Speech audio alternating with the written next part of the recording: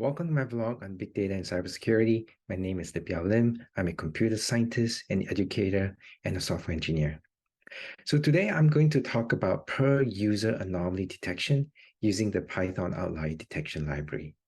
Now, in my previous episode, you saw how I used a Gaussian or normal distribution in order to model the normal behavior of users.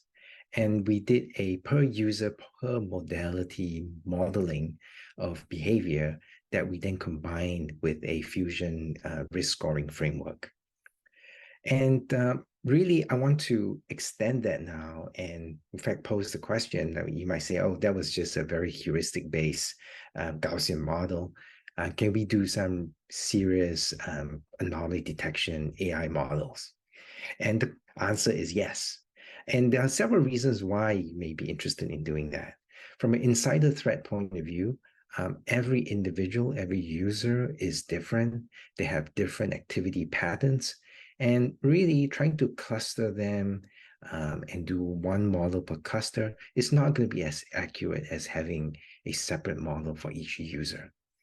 And second, for even more advanced applications like cloud detection and response, where the attacker could be compromising some cloud account or some service principal or some service accounts, then you really do need to be able to model the baselines of each identity.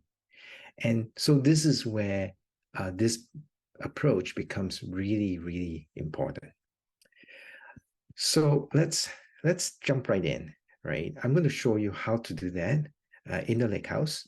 And the approach we're going to take is we're going to use two user-defined function, one user-defined function for the training, and one user-defined function for the inference or the prediction, right?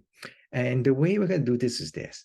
We're going to massage the training data, right, into a format where each user ID and each modality, you're going to have a training data set that's been sort of serialized into JSON. Think of this as an array of feature vectors that's been serialized into JSON. And this JSON string gets passed into the UDF. The UDF is going to deserialize the JSON string, the training data, call fit or training on it. And then once it gets the model, it's going to serialize the model, and it's going to store the serialized model in a Delta table that's associated with user ID modality. Of course, you can add in versioning, and you can, of course, have this be keyed on any keys that you want to, right, depending on your application. So you're able to then do the training at a per user, per modality level. Now, during the prediction phase, you then want to do the prediction, the inferencing.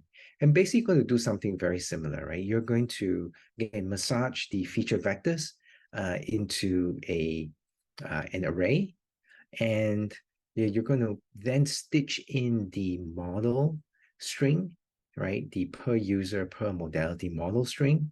And with these two inputs side by side, you now can pass this into a UDF, and the UDF predict is going to deserialize the model, it's going to deserialize the JSON string of the feature vector, and it's going to run the model on the feature vector and actually return the prediction as a floating point number, right? And once it does that, you can store this in an alerts table, or you can send this over to a case management system.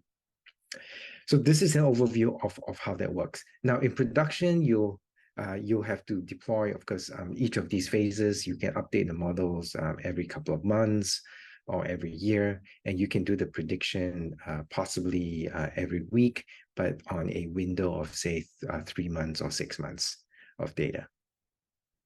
But let's dive right in, right? I'm going to skip through most of the boilerplate code, but this is the data that we're using. It's the web data.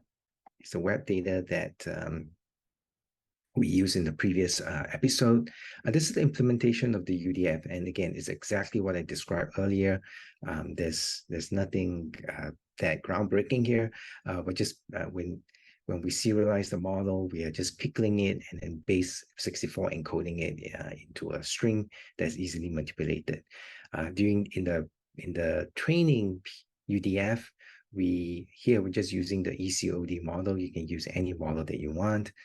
You can also make this code generic, so you can specify a model as a parameter. That's all possible and easily done, right? For the prediction phase, we're just deserializing and calling predict, as you see here. Nothing too surprising. So let's jump right in. These are some of the sanity checks. Let's look at updating the model. Again, we're using a weekly data, so a feature vector is a week's worth of web upload byte sizes. So a array, basic feature vector is a vector of 7 elements, one for each day, and each number represents the bytes uploaded per day in the week for the particular user. Right. So this is what we're going to do. We have to set up a feature vector schema just to ensure that each vector is dense and have 7 elements, just in case the data is not fully dense. I'm not going to go through that in detail. I'll show you what it looks like. The result is that we create a view that gives me for each user, for each week, the feature vector.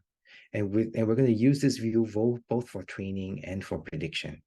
Right? So we set up another view to construct the training data, and basically it just groups the data by year. We're going to use last year's data as the training data, and it constructs an array of feature vectors that way.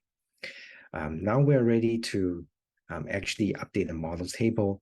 We're using a very simple query to call the PyOD fit UDF, right? And we're going to insert this into the models table.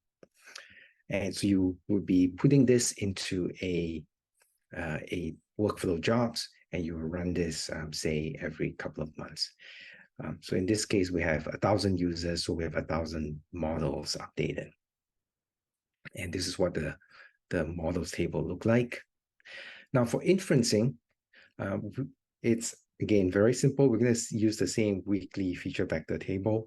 We're going to select the most recent, say, 12 weeks. So from whatever date that you're performing the inference on, we're going to join it on model, call the PyOD predict, and we're going to get the results back as is outlier. And this is what the result looked like. User ID, TS week. I included the observable, again, just for debugging purpose. And you have the result of the anomaly detection prediction. You did see that we have some anomalies detected. And so just by using these two UDFs, we are able to do at least one baseline model per user. And the inference time wasn't too bad. This is just 17 seconds for this amount of data. And for the training side is also very reasonable, just about 13 seconds to train the models for 1,000 users. And this is just on a very moderately small size shared cluster that I'm using. So we're now at the point where, again, you can plug these outlier counts into the weighted risk scoring framework that I showed you earlier. And indeed, with this approach, you can actually have outlier or anomaly detection models for each identity. In fact, you can have multiple models for each identity for different modalities or different workloads associated with that identity. And you can use this for insider threat risk detection, or you can use this for cloud detection as well. Hope you enjoyed this episode. I'll see you next time. Thank you.